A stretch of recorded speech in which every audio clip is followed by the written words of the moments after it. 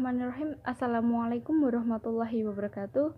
Perkenalkan, nama saya Nina Sarinur Valentin, NIM 053. Baiklah, di sini saya akan menjelaskan tentang orientasi peserta didik baru.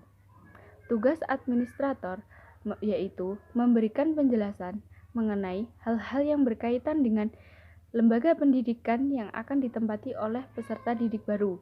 Dalam hal ini, maka dilaksanakannya orientasi. Nah, apa itu orientasi? Orientasi peserta didik baru adalah kegiatan yang dilaksanakan oleh siswa yang baru diterima di sekolah tersebut dengan cara pengenalan terhadap situasi dan kondisi lembaga pendidikan yang akan ditempati mereka, agar mereka bisa beradaptasi dengan lingkungan tersebut. Assalamualaikum warahmatullahi wabarakatuh. Perkenalkan, nama saya Ita Putri Lestari, NIM 206190037.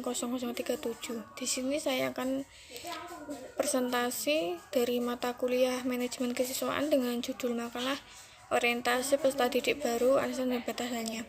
Di sini saya akan membahas poin kedua, yaitu alasan dan batasan orientasi peserta didik baru, dan poin keempat, kegiatan pada masa orientasi peserta didik baru.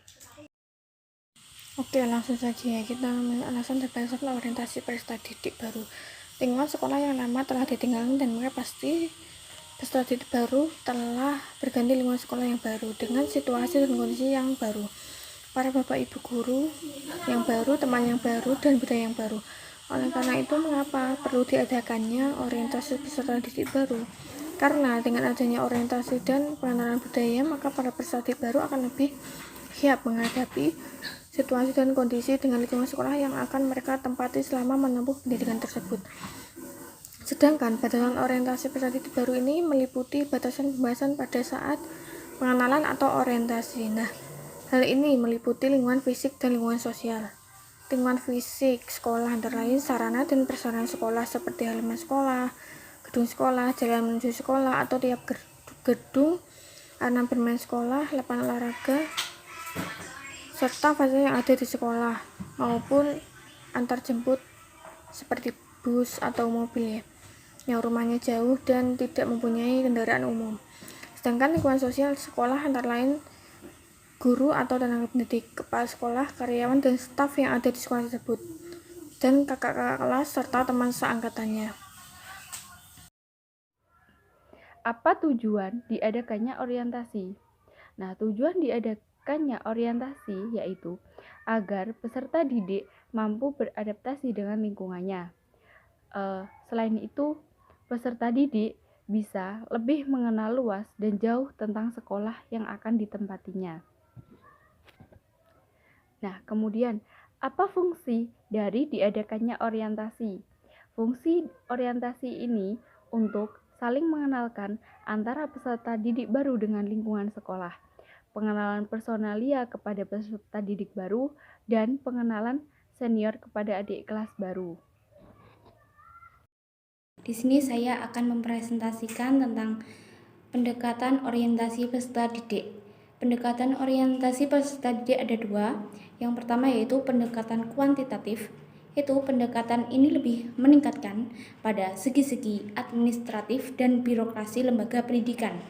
Sedangkan yang satunya adalah pendekatan kualitatif.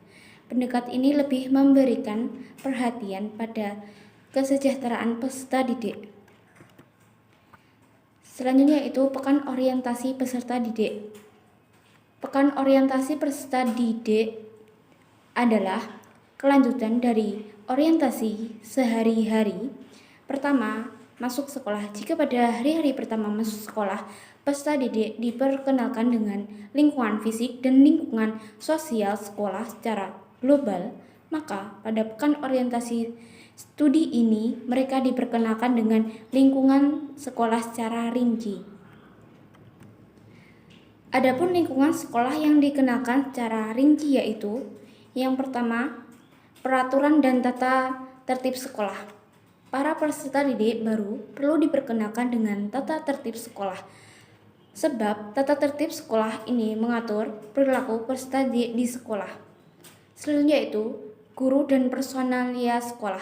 Pada pekan orientasi peserta didik ini, peran peserta didik harus diperkenalkan dengan guru-guru dan personalia sekolah secara rinci, meliputi nama, jabatan, dan lain-lain.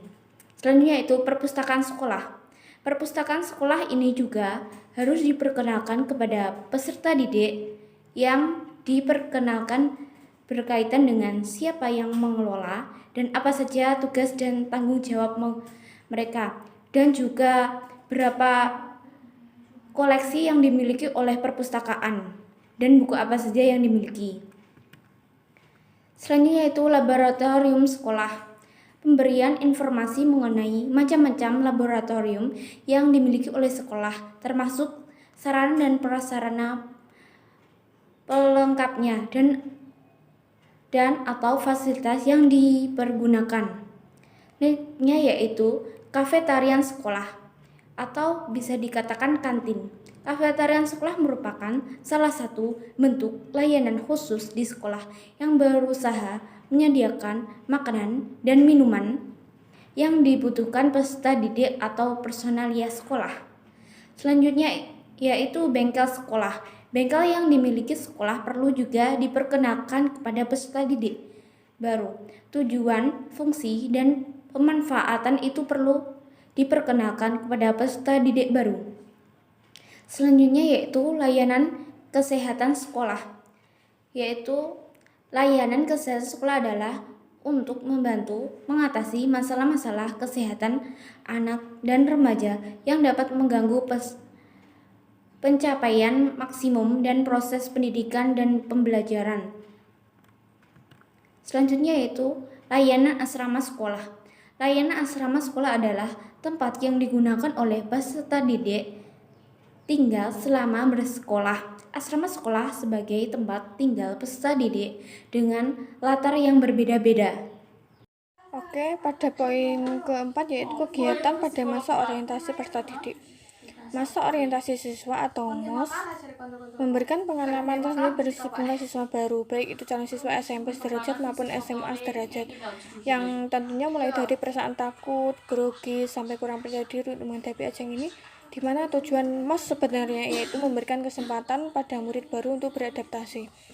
Sebelum kegiatan belajar dimulai, sesungguhnya MOS menjadi kenangan perkenalan yang menyengat atau menyakitkan hati, dan karena kegiatan MOS ini dilakukan di sekolah, maka seharusnya guru menjadi garda terdepan. Seharusnya MOS itu menciptakan kesan pertama yang menyenangkan agar tercipta image dan memunculkan kecintaan dan motivasi yang tinggi, serta kebanggaan para siswa pada sekolah yang menjadi rumah kedua bagi mereka.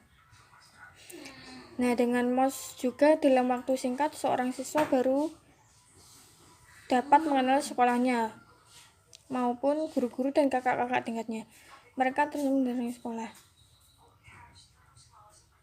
Dan kegiatan MOPDB diadakan untuk memperkenalkan dan membentuk budaya disiplin sekolah. Selain kegiatan MOPDB, ada beberapa program yang dirancang untuk melatih kedisiplinan peserta didik, di antaranya kegiatan latihan dasar kepemimpinan siswa atau LDKS dan ekstrakurikuler. Pada kegiatan LDKS dan ekstrakurikuler, peserta didik dilatih menjadi pribadi yang mandiri dan lebih disiplin lagi. Contoh kegiatan pada masa MOPDBN yaitu sudah tertera di makalah ya. Silakan dibaca. Sekian dari saya. Wassalamualaikum warahmatullahi wabarakatuh.